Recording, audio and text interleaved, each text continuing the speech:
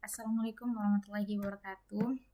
Halo teman-teman, perkenalkan nama saya Mutmainah Nur Arsyad dengan NIM 60200124008, mahasiswa dari jurusan Teknik Informatika semester 3. Baik, pada video kali ini, video lanjutan dari video saya yang kemarin itu penjelasan mengenai apa sih itu PBO, dan di video kali ini saya akan membahas dengan topik yaitu mengenai enkapsulasi dalam PBO atau enkapsulasi dalam pemrograman berorientasi objek serta contoh sederhananya.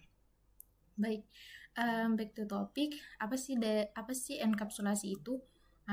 Enkapsulasi itu adalah proses menyembunyikan data dan hanya memperbolehkan akses permodifikasiannya melalui cara yang kita tentukan sendiri. Tujuannya apa? Untuk data kita yang berada dalam objek ini tidak bisa diubah sembarangan di luar dari kelasnya, karena kan kita telah mempelajari apa sih itu kelas dan apa itu objek. Jadi dalam bahasa lain, enkapsulasi itu bisa kita katakan membungkus data dan fungsi dalam satu kesatuan, yaitu kelas, dan kita bisa melindungi data tersebut dengan menggunakan access modifier. Apa sih access modifier? Access modifier itu semacam akses yang diberikan untuk dapat mengubahnya, yaitu ada 3, ada private, protected, dan public. Yang pertama ada private. Private itu yang mana hanya bisa diakses di dalam kelas itu sendiri. Dan yang kedua ada protected. Dia itu hampir mirip dengan private, namun dia itu bisa juga diakses di luar kelas, tapi kelasnya itu harus tetap berada dalam kelas, tapi turun dari kelasnya itu. Dan yang terakhir itu ada public. Itu bisa diakses dari mana saja, di dalam kelas, di luar kelas, bebas. Dan next kita masuk pada analogi dalam kehidupan sehari-hari. Jadi itu seperti kita bayangkan kita punya rumah. Di dalam bagian rumah itu memiliki data pribadi kita, baik itu dari dokumen, uang, ataupun barang penting lainnya. Dan disinilah fungsi dari pintu rumah. Pintu rumah adalah metode yang mengontrol siapa yang boleh masuk dalam rumah kita. Kalau semua orang bisa masuk tanpa izin, itu tandanya bahaya. Nah, dengan adanya enkapsulasi, kita menutup pintu dan hanya yang punya kunci saja, atau lewat fungsi yang telah kita buat, yang bisa mengakses data di dalamnya. Jadi, enkapsulasi yaitu adalah melindungi data agar tidak digunakan sembarangan, tapi tetap bisa diakses dengan cara yang aman.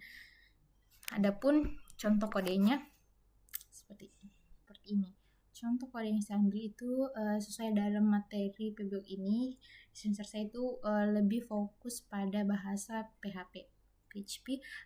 Berikut kodenya. Maka kita bisa lihat bahwa kelas yang kita gunakan di sini itu bernama kelas mahasiswa. Kelas ini adalah blueprint atau cetakan untuk membuat objek mahasiswa. Di dalam kelas ini, kita dapat menyimpan data atau atribut dan fungsi atau yang lebih sering kita sebut dengan metode yang berhubungan dengan mahasiswa. Jadi seperti nama dan juga NIM.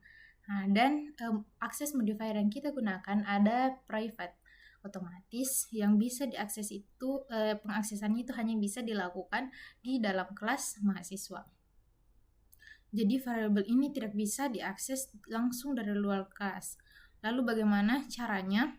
Karena misalnya jikalau kita mengakses langsung saja dengan nama variabel MHS, misalnya kita tanpa set ini, maka itu hasilnya akan error. Karena nama ini bersifat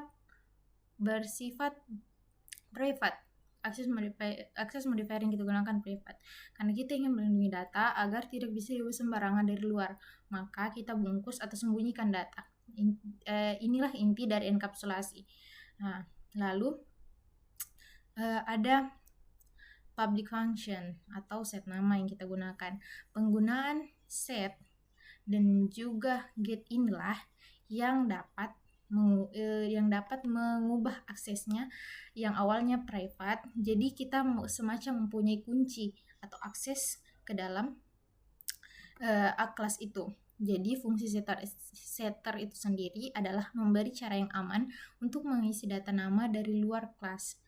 Simpan nilai variabel nama yang dikirim dari luar ke dalam variabel nama milik objek ini. Contohnya seperti ini.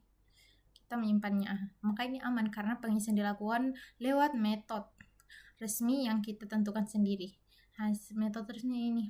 Oke. Lanjut, ada juga yang namanya getter. Ini getter.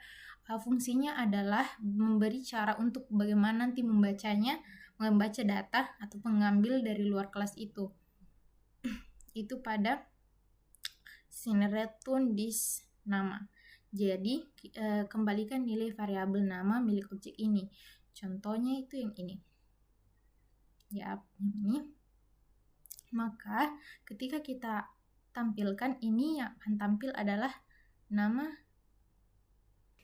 Maka ketika kita menampilkan, yang muncul adalah nama mutmainnah.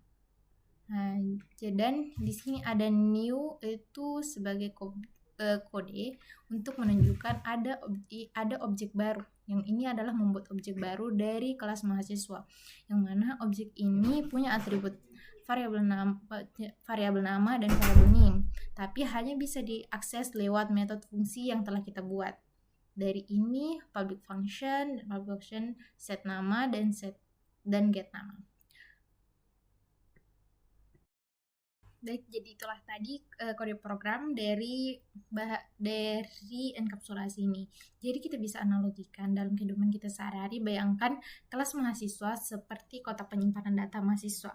Kotak ini dikunci atau akses modifiernya itu private, supaya orang lain tidak bisa langsung membuka isinya. Tapi kita bisa menyediakan 2 tombol dari luar kotak. Ada tombol set nama, yaitu setter untuk memasukkan nama, dan tombol get nama atau getter untuk melihat namanya atau membaca dari nama itu sendiri. Jadi orang luar tetap bisa mengisinya dan melihat data, tapi hanya lewat tombol yang kamu telah siapkan atau getter dan setter tadi. Bukan langsung mengotak-atik isinya. Ini yang dimaksud enkapsulasi, melindungi data tapi tetap bisa digunakan dengan cara yang aman. Baik, mungkin itu saja video saya. Kurang dan lebihnya mohon dimaafkan. Billahi taufiq wal hidayah. Wassalamualaikum warahmatullahi wabarakatuh.